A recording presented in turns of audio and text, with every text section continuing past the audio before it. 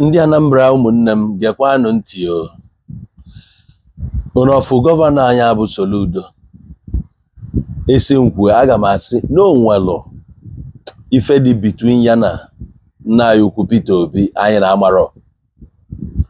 Anyị fụlụ ya na onwe etu o si na-agba Peter Obi mgba oge a. Ụdị okwu ọ na-agwa ya bụ ochi ukwu ọ na-enede anya ọjọọ okwu dị okwu sie nya ofesikwa ihe ọzọ. O nwere ka o si pụtawaga onye ọbụla afụ ya gongo na no love, enwere any love lost among fa abụọ. Ana ịbịa n'anya na side Peter Obi ya nwa ada like itinye n'onye okwu ọjọọ so bịa o believe na presence here alone na intimidate godo Soludo. Ị na-ege ntị of me ya ghọta ebe m na-eje. Mkpụrụ ụbọchị one gara aga ka a bịalụ na Headbridge na ọgba ọgwụ wee seal the place based on na enwelu ọgwụ na-abụnye ọgwụ adịgboroja ọka nkụ kọntena esizili ebe a lụchakwa 5 ma ọ mụọ 40 feet o ka akụchigodo ma ndị nwunye mana before abịa ọ na-akpọkwa na Aba ejegokwa Aba chikwa na apịariko everywhere the thing wee batazia so a na-akọwa na a ga-esi ilu the market godo a ga-esi ilu godi ya for the time being.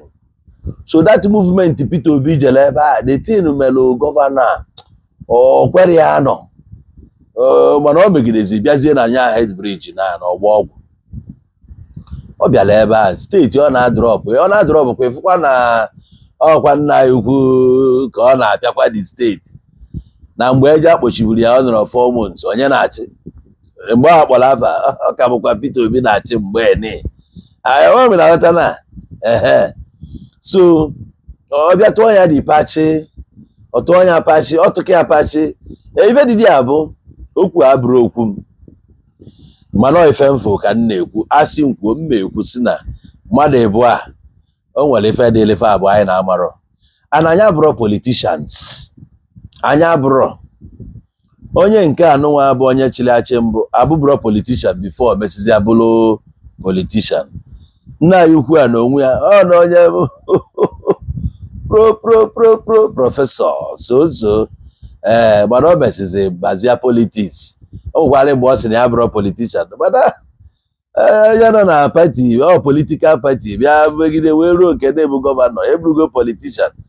O nwere ife ụnụ abụọ na-azọ ma jụọ ama uche onye adịrọ njọ ọranaeze aga m arapụ unu ka unu nwee ike wee gekene ya bụ ife igesizi anya onwe ife iyi ekwu ikwuo kama na ife m ga-agwakwa ya bụ ada ama gọvanọ anyị anọ kịta ọ bụkwa n'ịgba maka na onye ọbụla like ije second term aka masị na gị gbadosi anya ike n'ife ị na-eme kụpụ maka ada ama ọ gwara ya ọ gwara ya ma gị gbalụkwa na ididi ndị bụ ididi ndị na-ewe Igbo eze ụmụ iyo ngwa geenụ vidiyo. Solution is first of all commend NAFDAC for taking the initiative. 2007 emechila afio na for 4 months. Ndị nọ ya mgbe a na-agwakwa m na oge emechili ya nwerekwa gọvanọ bịara ebe a for 4 months. Ọ ga na-emeghezi ya after 4 months ka gọvanọ bịara. Mana nke a the first day emechili ya send my commissioner for health.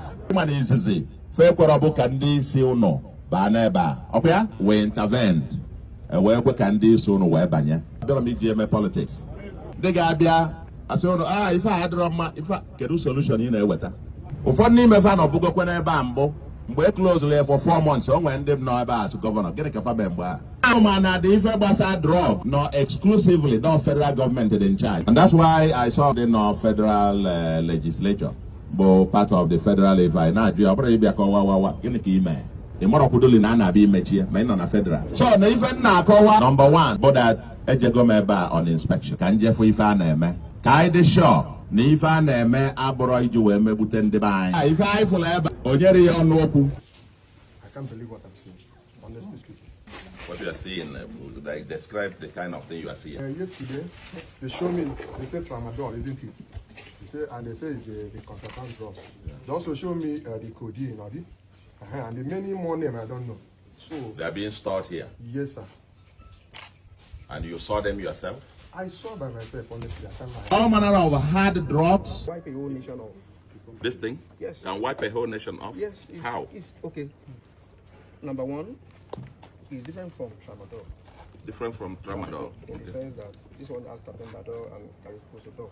What it's doing is that it wants somebody to feel so high. Criminality, you can do anything. They ask you to go and kill anybody who look like this to you, and then it damages the kidney, damages the internal organs. That we need to get, because I worry about the health of my people. Yes, sir. But your names are complicated. Right? Can anybody see date markings, expiry date, anything here? No.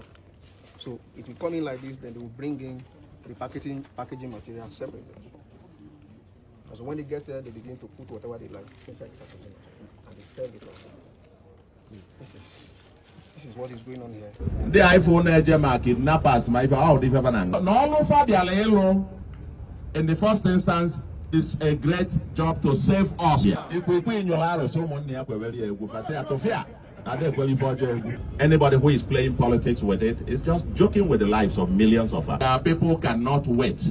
We cannot keep it closed for 4 months. Okay. What we have now agreed that they are going to increase the labor force. We will increase the security for them going forward. Each line, Anaga, the owners of the shops will have to be there, open, and be part of the inspection. The controller has assured me that with the increase in the number of people coming and the security operative and the leadership of the market, this one cannot last up to 1 month. The next 10 days, this must be ended.